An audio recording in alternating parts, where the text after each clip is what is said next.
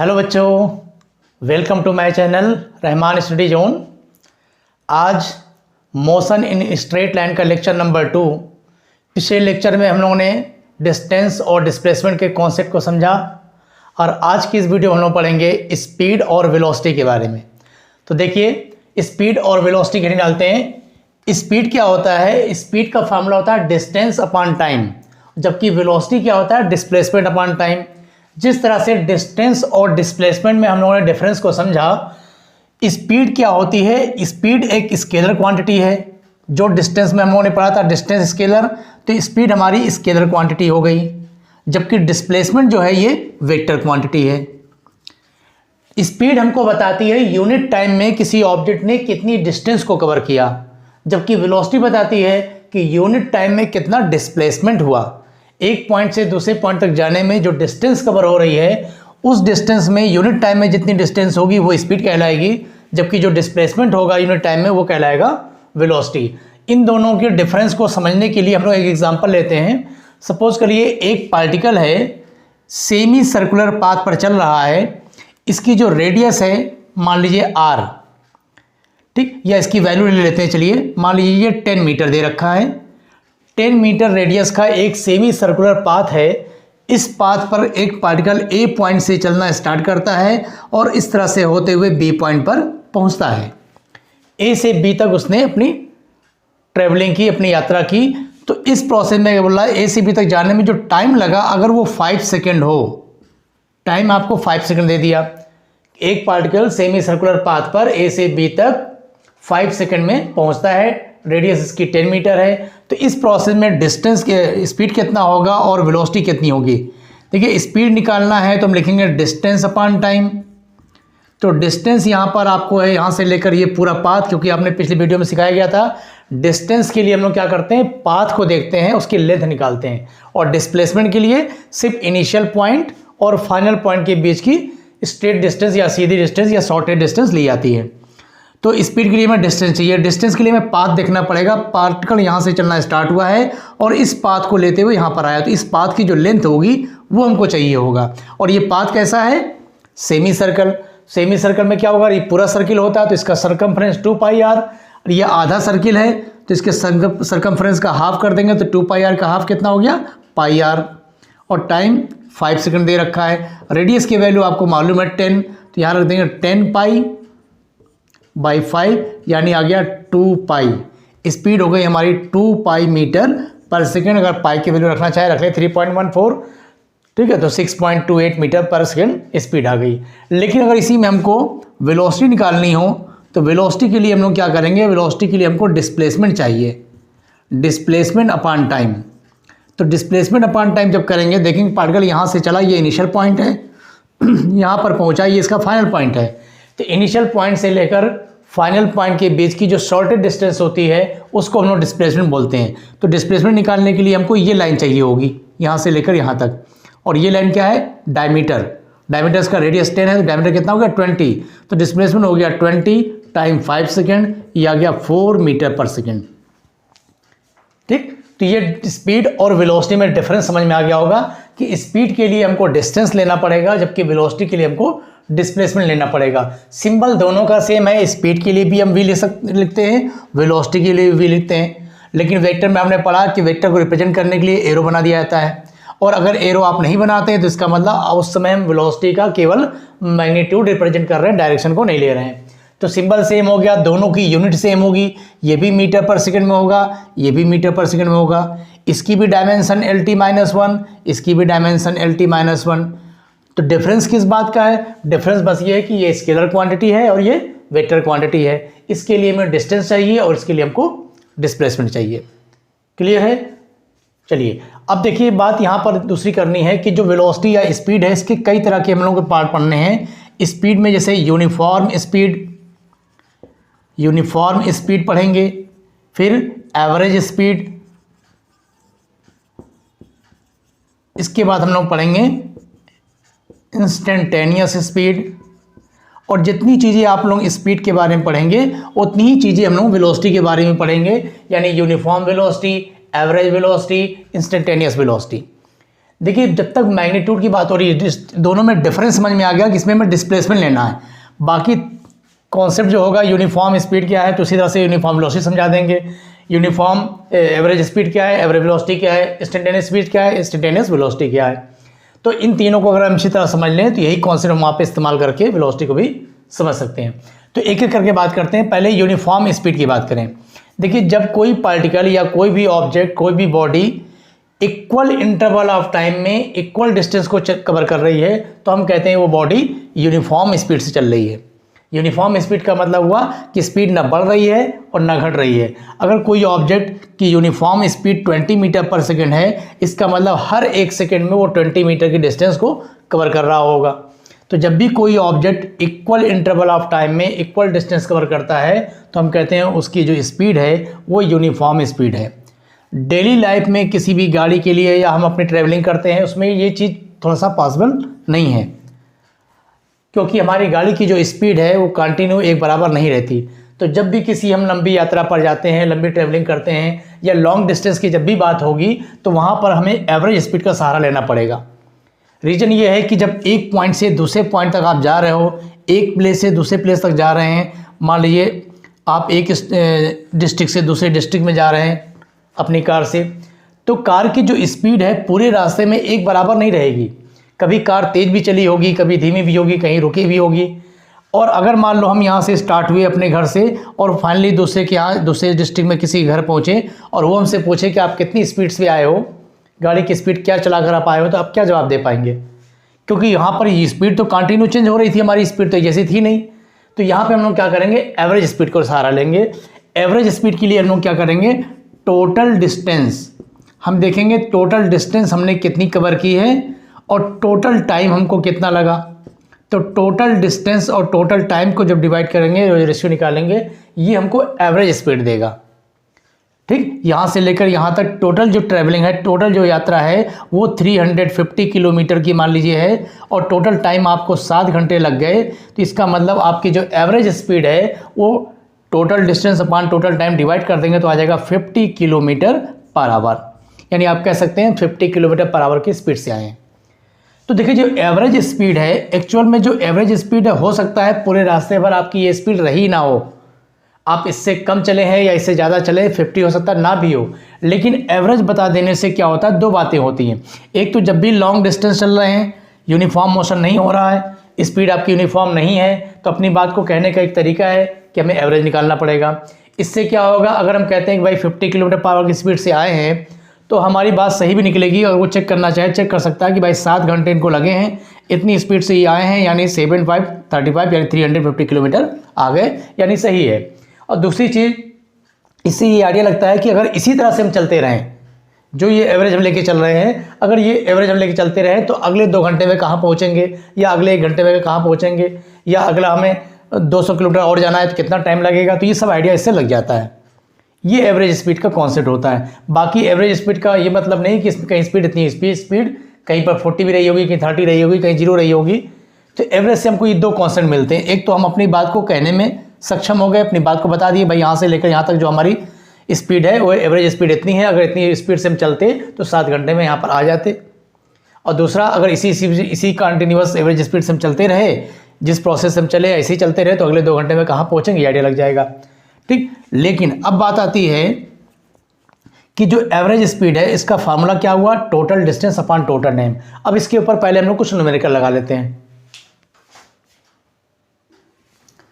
चलिए देखिए, कोई पार्टिकल ए पॉइंट से 50 मीटर पहले ईस्ट की डायरेक्शन में गया और फिर यहाँ से 30 मीटर नॉर्थ की डायरेक्शन में गया और बी पॉइंट पर पहुँचा।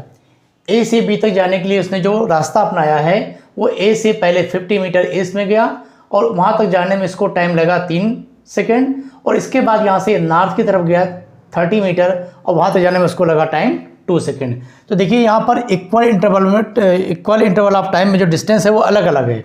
50 मीटर को चलने में 3 सेकेंड लग रहे हैं, जबकि 30 मीटर के लिए 2 सेकेंड है। स्पीड एक जैसी नहीं है। तो यहाँ पर हमको क्या करना पड़ेगा, एवरेज स्पीड निकालना पड़ेगा। तो हम लोग जब एवरेज स्पीड निकालेंगे तो average speed is equal to क्या होगा, total distance upon total time.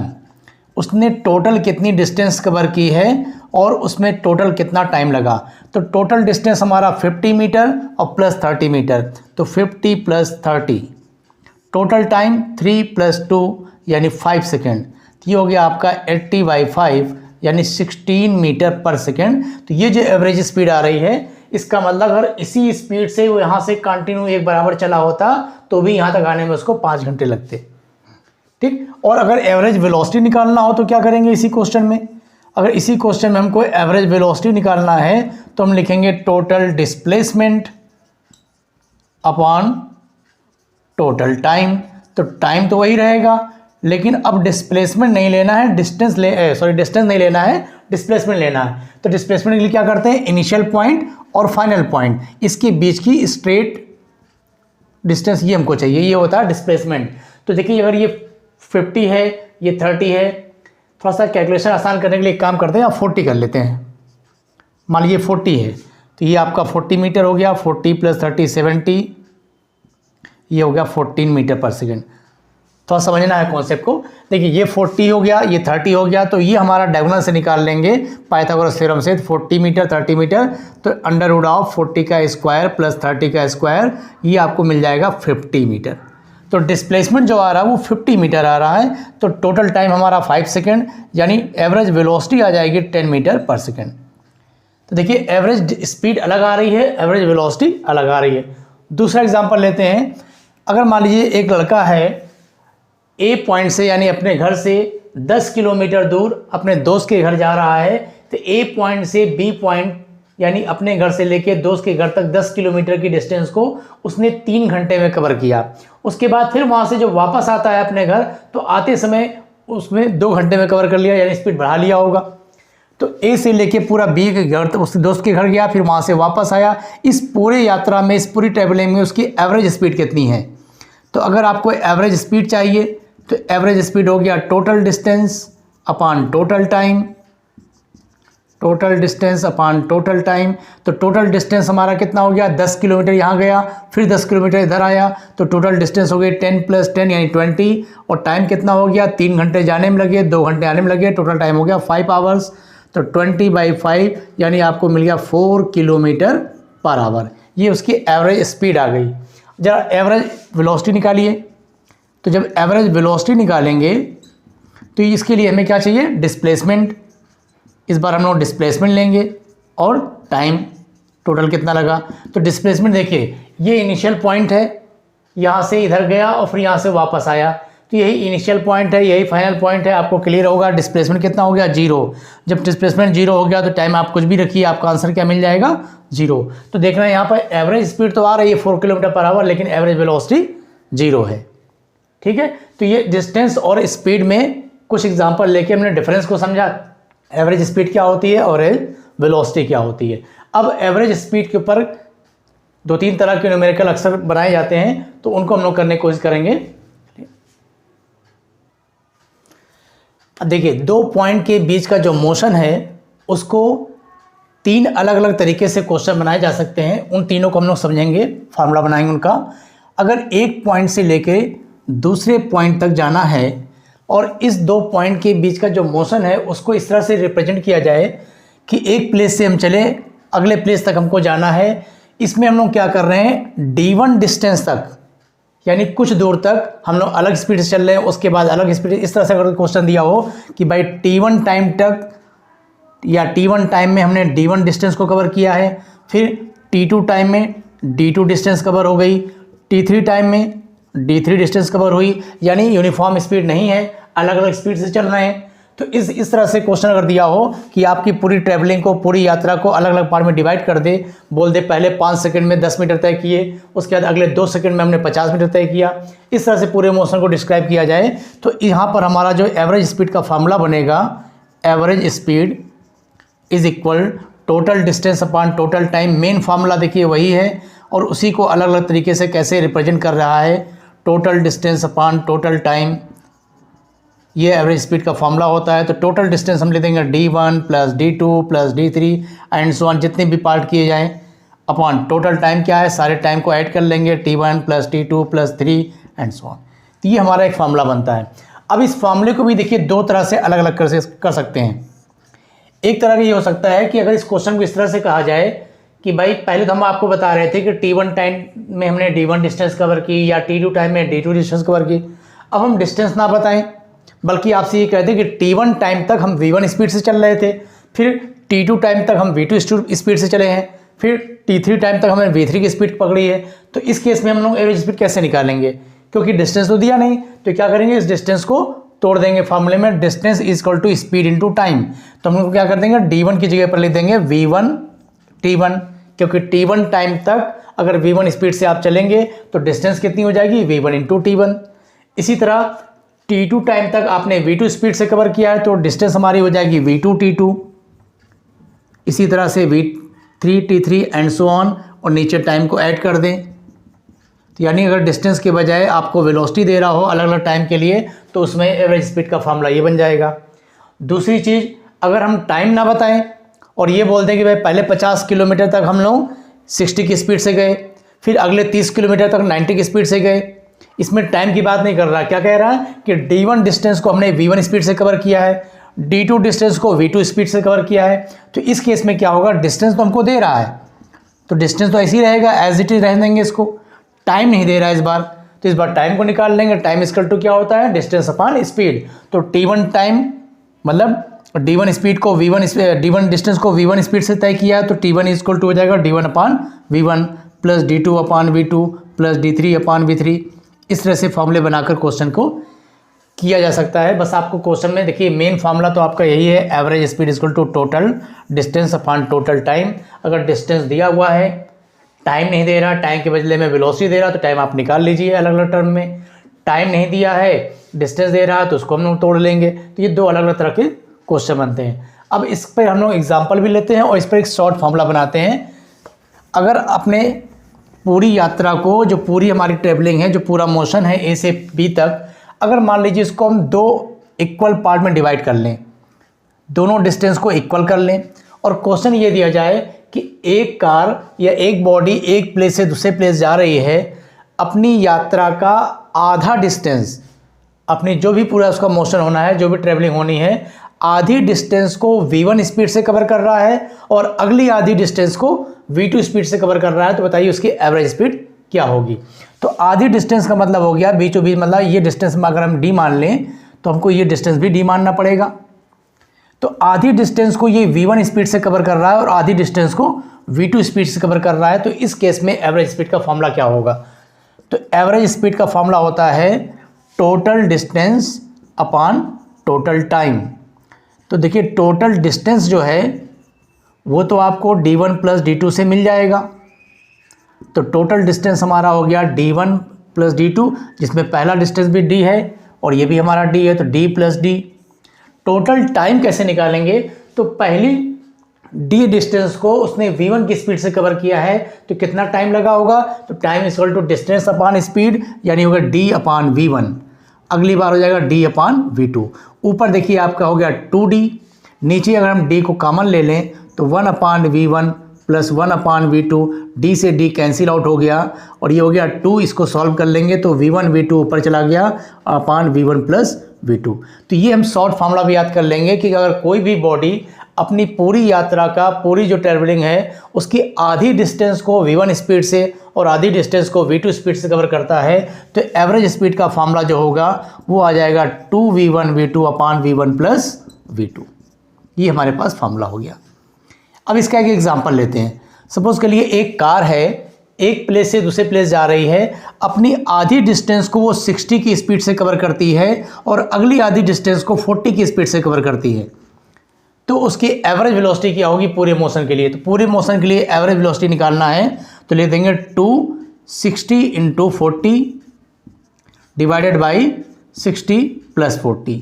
तो हो गया 2 इंटू 60 इंटू 40 डिवाइडेड बाई 100। ये 2 जीरो इससे कैंसिल हो गए, ये आ गया 48 किलोमीटर पर आवर। ठीक, तो इस शॉर्टकट फॉर्मूले का इस्तेमाल करेंगे जब आधी डिस्टेंस को अलग स्पीड से और अगली आधी डिस्टेंस को अलग स्पीड से, मतलब डिस्टेंस को बराबर बराबर लिया जा रहा है, स्पीड को अलग अलग किया जा रहा है। अब ये 2 पार्ट में है, हम 3 पार्ट में भी कर सकते थे कि अगर पूरी यात्रा को 3 पार्ट में डिवाइड कर लें, पहला तिहाई हिस्सा V1 स्पीड से, अगला तिहाई हिस्सा V2 स्पीड से, अगला तिहाई हिस्सा V3 स्पीड से, तो उसका भी फार्मूला इस तरह से बनाया जा सकता है। उसमें यहाँ पे 3V1 V2 V3 आ जाएगा। ठीक है, अगर 3 पार्ट में करते हैं तो फार्मूला मिल जाएगा 3V1 V2 V3 divided by V1 V2 plus V2 V3 plus V3 V1। ये सारे फार्मूले बनाए जा सकते हैं और ये फार्मूले बनेंगे इसी तरह से। जब 3 इक्वल पार्ट कर देंगे तो D plus D plus D 3D हो जाएगा, D अपान V1 D अपान V2 D अपान V3। तो इस तरह से फार्मूला बन के ही आ जाएगा।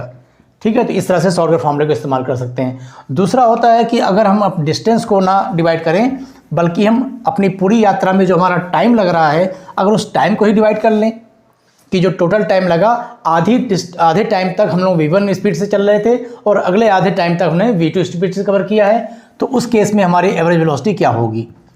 तो अब इसमें डिस्टेंस देखिए हाफ नहीं कर रहा है, कह रहा मान लीजिए हमारी पूरी यात्रा में 5 घंटे लगे, तो शुरू के जो 2 घंटे हैं हम 90 की स्पीड से चल रहे थे और बाद का जो 3 घंटा है उसमें हम 80 की स्पीड से चले, तो बताइए एवरेज स्पीड कितनी हुई। तो यहाँ पे हम नंबर लेके नहीं चल रहे हैं, सिंबल लेके चलते हैं। मान लीजिए T1 टाइम तक आधा टाइम लेते हैं, चलिए मान लीजिए T टाइम तक वो V1 स्पीड से चला और अगले T टाइम तक वो V2 स्पीड से चला, तो इस समय एवरेज स्पीड हमारा फॉर्मूला क्या बनेगा। तो एवरेज स्पीड इक्वल टू हो गया total distance upon total time. इस बार क्या हो रहा है, अपनी पूरी यात्रा का जो टोटल टाइम है उसको 2 इक्वल पार्ट में डिवाइड कर रहा है कि आधे टाइम तक V1 स्पीड से और अगले आधे टाइम तक V2 स्पीड से, तो total distance upon total time. तो इस बार देखिए टोटल टाइम जो लगा है वो तो 2T हो गया, टोटल टाइम 2T था, आधे टाइम तक V1 स्पीड से हुआ, आधे टाइम तक V2 स्पीड, तो टोटल टाइम कितना हुआ 2T। और टोटल डिस्टेंस कैसे निकालेंगे, तो पहली बार V1 स्पीड से जब T टाइम तक चलेगा तो डिस्टेंस कितनी कवर होगी V1 इंटू T। तो डिस्टेंस हम D1 प्लस T2 निकालेंगे, तो इसको सॉल्व कर लेंगे तो V1 into T plus V2 into T, नीचे 2T, T हमारा कॉमन में आ जाएगा, अंदर बच जाएगा V1 plus V2 divided by 2T, तो T से T कैंसिल आउट, तो V1 प्लस V2 बाई 2। तो एवरेज स्पीड का फॉर्मूला हमारा बना V1 प्लस V2 बाई 2। इस फॉर्मूले का इस्तेमाल कब करेंगे, जब टाइम को एवरेज बराबर बराबर डिवाइड किया गया हो और आधे टाइम तक हम V1 स्पीड से चल रहे हैं और आधे टाइम तक V2 स्पीड से चल रहे हैं, तो उस समय एवरेज वेलोसिटी का फॉर्मूला ये आएगा। इसका एग्जांपल फिर वही वाला लेते हैं कि एक कार एक प्लेस से दूसरे प्लेस जा रही है, आधे टाइम तक वो 60 की स्पीड से चली है और अगले आधे टाइम तक वो 40 की स्पीड से चल रही है। 60 किलोमीटर पर आवर की स्पीड से आधे टाइम तक और अगले आधे टाइम तक 40 किलोमीटर पर आवर की स्पीड से चली, तो एवरेज स्पीड क्या बन जाएगी, तो एवरेज स्पीड हो जाएगा 60 प्लस 40 बाई 2 यानी 100 बाई 2 यानी 50 किलोमीटर पर आवर। पिछले केस में देखिए यही 60 और 40 था, लेकिन 48 आंसर आया था क्योंकि वहाँ पर टाइम को इक्वल नहीं लिया गया था, डिस्टेंस इक्वल की गई थी कि आधी यात्रा को 60 की स्पीड से और अगली आधी यात्रा को 40 की स्पीड से कवर कर रहा था। इस बार क्या है कि जो टोटल टाइम लग रहा है उस टाइम को डिवाइड किया कि आधे टाइम तक इतनी स्पीड से और अगले आधे टाइम तक इतनी स्पीड से। तो ये हमारे 2 शॉर्टकट फॉर्मूले इस्तेमाल होते हैं। ठीक है, इनका इस्तेमाल करके हम लोग आसानी से क्वेश्चन को लगा सकते हैं। क्लियर है? ठीक है, तो उम्मीद है आपको एवरेज स्पीड और एवरेज वेलोसिटी का कॉन्सेप्ट क्लियर हो गया होगा। अब हम लोग को पढ़ना है इंस्टेंटेनियस स्पीड। देखिए उसका इंट्रोडक्शन थोड़ा दे दिया जाता है, उसके लिए अगली वीडियो हमारी बनेगी। इंस्टेंटेनियस स्पीड का मतलब हुआ कि जैसे एग्जांपल अभी हम लोगों ने लिया था कि आप अपने घर से गांव जा रहे हैं या एक प्लेस से दूसरे प्लेस, एक सिटी से दूसरी सिटी जा रहे हैं और वो बहुत लंबी ट्रेवलिंग है।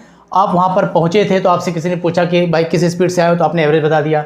लेकिन सपोज़ कर लीजिए अभी आप रास्ते में हैं और उसी समय आपके किसी फ्रेंड का फ़ोन आ जाए, बोले इस समय तुम्हारी गाड़ी की स्पीड कितनी है या इस समय स्पीड बताओ, तो वो जो स्पीड आप बताएगी, जो गाड़ी का स्पीडोमीटर बताएगा, उस स्पीड को बोलते हैं इंस्टेंटेनियस स्पीड। इंस्टेंटेनियस स्पीड जो होती है किसी टाइम इंटरवल के लिए नहीं होती, वो पर्टिकुलर किसी टाइम पर होती है कि जब आप मोशन कर रहे थे, अगर आपसे हम बोलें कि भाई 2 घंटे से लेके जो टोटल यात्रा आपने 5 घंटे की है, उसमें मान लीजिए 7 बजे आप यहाँ से चले थे और फाइनली आप 12 बजे कहीं पहुँचे, तो आपसे बोला जाए जो 9 बजे से लेके 10 बजे के बीच में जो आपकी स्पीड थी वो कितनी है, तो वो तो एवरेज स्पीड होगी। तो 9 बजे से 10 बजे के बीच में पूरा 1 घंटा है, उस 1 घंटे में जो भी हमने डिस्टेंस कवर की होगी उससे हम सॉल्व करके निकाल सकते हैं कि हमारी एवरेज स्पीड कितनी थी। या 7 बजे से लेके 10 बजे तक आपकी एवरेज स्पीड कितनी थी, निकाली जा सकती है। लेकिन अगर बोले कि 9:10 पर आपकी स्पीड कितनी थी, किसी एक टाइम पर पूछ रहा 9:10 पर आपकी स्पीड उस समय कितनी थी, जबकि 9:11 पे चेंज हो जाएगी, तो 9:10 पर्टिकुलर टाइम पे जब स्पीड पूछता है तो उसको हम लोग बोलते हैं इंस्टेंटेनियस स्पीड, और उसको हम लोग डिफरेंशिएशन से निकालते हैं, कैलकुलस के मेथड से निकालते हैं। इसके लिए हमको डिफरेंशिएशन और इंटीग्रेशन को पढ़ना पड़ेगा। तो सबसे पहले इंस्टेंटेनियस स्पीड की वीडियो बनने से पहले हम लोगों की वीडियो बनेगी डिफरेंशिएशन कैसे करते हैं और इंटीग्रेशन करते करते उसका फिजिक्स में कहाँ पे कैसे यूज़ किया जाता है। तो अभी आप इस एवरेज स्पीड और एवरेज वेलोसिटी के इन क्वेश्चनों को प्रैक्टिस करिए। ठीक है, थैंक यू।